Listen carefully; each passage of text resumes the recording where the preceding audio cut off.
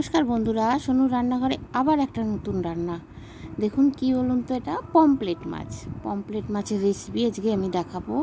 পমপ্লেটটা বেশ মশলা দিয়ে ঝাল ঝাল করে পমপ্লেটের রেসিপি হবে। আপনারা পাশে থাকবেন, সাথে থাকবেন, অবশ্যই দেখবেন।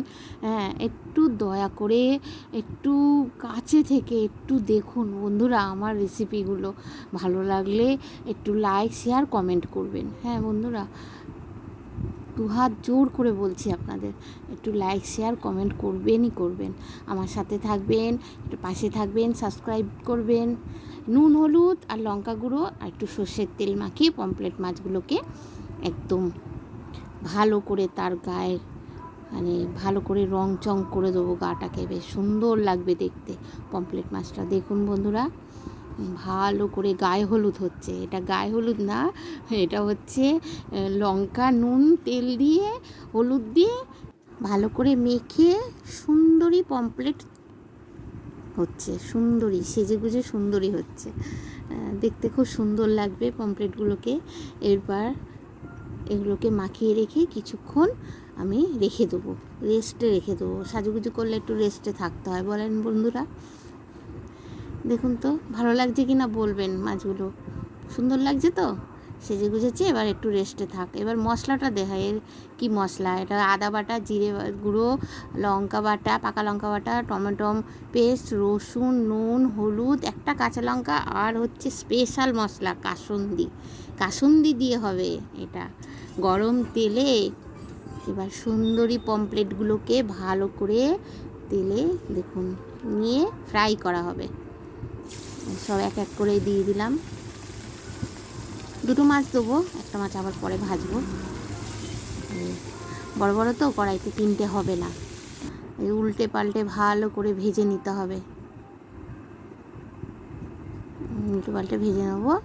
আমার এই পমপ্লেটের রেসিপিটা যদি ভালো লাগে বন্ধুরা, একটু দেখে লাইক, শেয়ার, কমেন্ট, সাবস্ক্রাইব করে দেবেন। আবার বলছি, দেখুন হয়ে গেল আমার সব মাছগুলো ভাজা।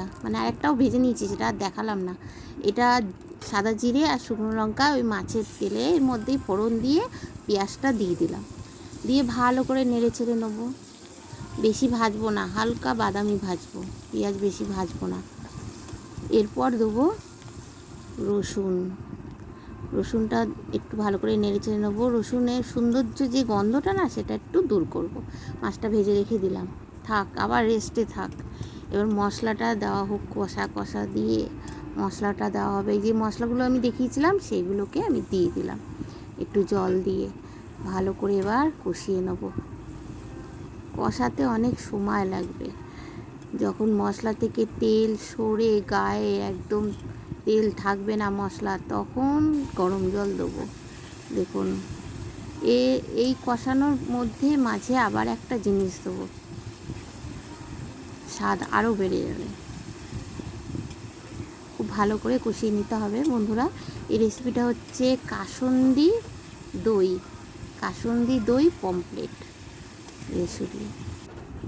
সুন্দরী পমপ্লেট, কাসুন্দি দই সুন্দরী পমপ্লেট। এবার দইটা আমার ঘরেই পাতা দই, টক দই ভালো করে ফেটিয়ে নিয়েছি। তারপরে দিলাম, বেশি দেবো না, অল্পর মধ্যেই দিয়ে ভালো করে নেড়ে চেড়ে কষাবো। যে একটু তেল ছেড়ে যাবে বন্ধুরা, তখনই এটার মধ্যে গরম জল ঢালবো। তাহলে এই স্বাদ গন্ধ একদম রং, গন্ধ বলা ভুল, রং দারুণ দারুণ হয় বন্ধুরা। আপনারা যারা আমার পাশে আছেন, আমাকে সবসময় সাপোর্ট করছেন, সাবস্ক্রাইব করেছেন, লাইক দেন, তাদেরকে বলছি অসংখ্য ধন্যবাদ, অসংখ্য ধন্যবাদ, বুক ভরা ভালোবাসা। জল দিয়ে দিলাম। আর যারা আমার ভিডিওগুলো দেখেন, কিচ্ছু করেন না, একটু দুহাত জোর করে বলছি, একটু দেখুন, আমার চ্যানেলটা সাবস্ক্রাইব করে দিন।